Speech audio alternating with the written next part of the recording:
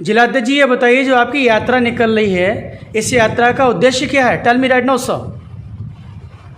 देखिए राठौर साहब, प्रगतिशील समाजवादी पार्टी लोहिया के द्वारा जो परिवर्तन रथ यात्रा का कार्यक्रम होने जा रहा है, उसका मुख्य रूप से उद्देश्य यही है कि जो हमारे किसान, बेरोजगार,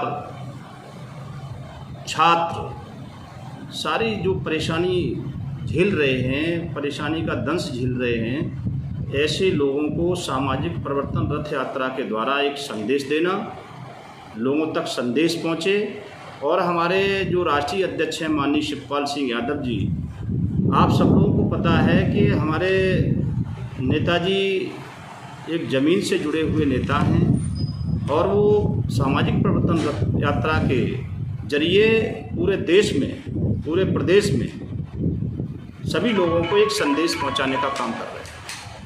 सर, आप ये आपका शेड्यूल क्या है, ये बताइए। जो आपकी जो मथुरा से यात्रा आ रही है, मथुरा से लेके कटपुरी तक का इसका वो सैंपई तक का शेड्यूल है। Tell me right now what is the schedule of, बताइए क्या शेड्यूल है आपका? जी देखिए सर, आज परिवर्तन रथ यात्रा का शुभारंभ मथुरा से हो चुका है और रास्ते में जनसभाओं का और जो है स्वागत का सिलसिला जारी है। आदरणीय राष्ट्रीय अध्यक्ष जी आज शाम को रात्रि विश्राम आगरा में करेंगे।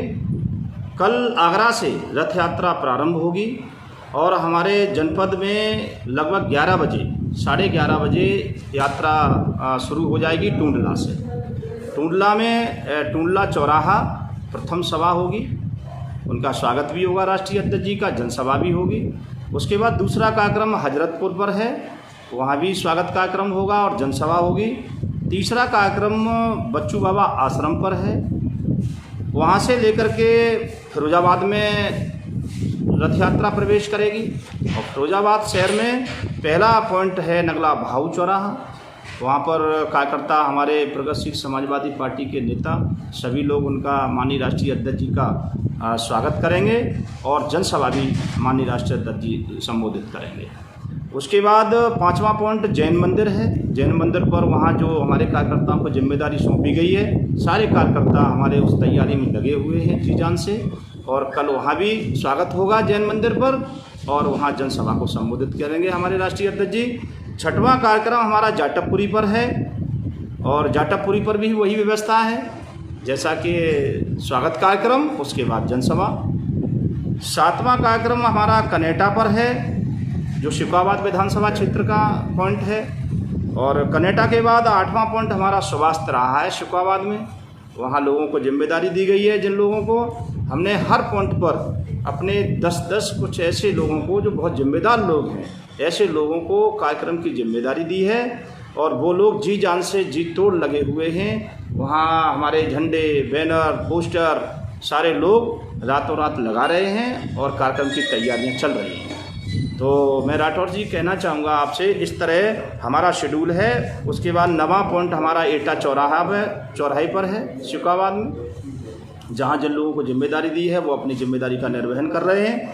हमारे विधानसभा सिरसागंज का ये है स्थिति कि पहला पॉइंट हमारा धातरी पर है और धातरी में वहाँ के हमारे जो प्रधान हैं, प्रधान संघ के अध्यक्ष हैं से लेकर के हमारे सभी प्रगतिशील समाजवादी पार्टी के कार्यकर्ता मन से लगे हुए हैं। कार्यक्रम वहाँ जारी है और जो है वो कल सभा का आयोजन होगा वहाँ पर, विशाल जनसभा का। उसके बाद हमारा 12वां पॉइंट हमारा जो है 11वां पॉइंट हमारा है नगला राधे चौराहा सिरसागंज का।